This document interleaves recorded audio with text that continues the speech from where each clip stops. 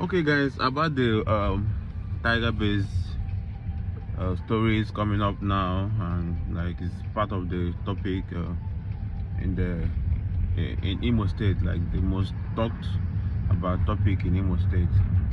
So first of all, what I have to say is this: there is one problem with an average Nigerian. One problem of an average Nigerian who is not like an extremist into believing something or something, like just a normal Nigerian, is I don't care lifestyle. I mean, I remember years ago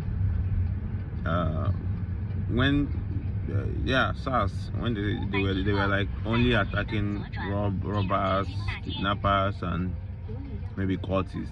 Like those years, then all of a sudden they started harassing young guys and tag them Yahoo boys. So these boys, these guys, these students, they were speaking up, and when they speak up, the people, the senior brothers, the elder ones, the men, the adults, they'll be like, there's no way police can ask you to pay a ransom or detain you if they did not find something with you. Meanwhile, they were doing all these things without getting anything on you. You know, if you begin to interview people who grew up in Imo State or who studied in Imo State University or Federal University of Technology or Poly Nekede, they will tell you stories you have never heard of before. Not just the Tiger Base, even the Poly Nekede police station, even the Mane College, the fire service police station. So these are the issues. When these things started, they started with the youths. They were harassing and holding them onto ransom to pay. So this is one of the reasons why there are so many Imo State youths that have traveled abroad. I mean, the number of people that have traveled abroad, I think Imo State has more numbers than any other state in Nigeria.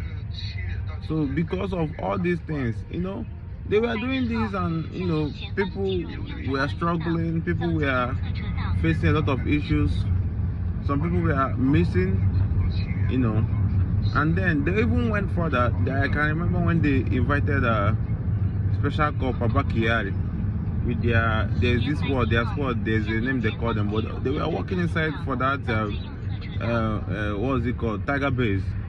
Then there was this man there. So this thing did not start today, but people are speaking up today because older people of 40-something years, 60 years are now being affected by this thing, and now people are trying to speak up. People are saying that Imo youths don't want to protest. And do you know how many times students have tried to, like, for example, the Okago and Wamba terrorizing Nekede stroke Futo? You know how many times students have tried to do something and it fired back? They had no support. So these things, one thing about Nigeria, something will start and people will keep quiet because it has not gotten to them.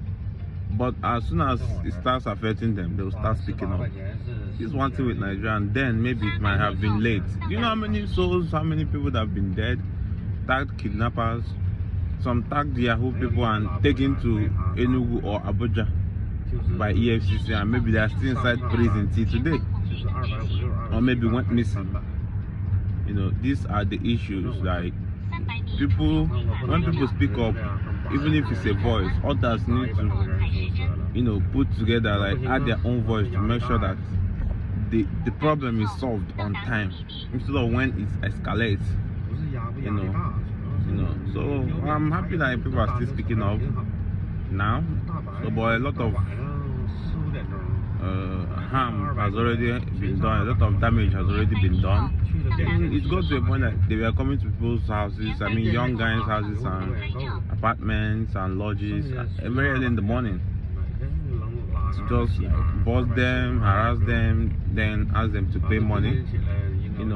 So this is the life of a Nigerian youth, especially someone from the east. This is just the life.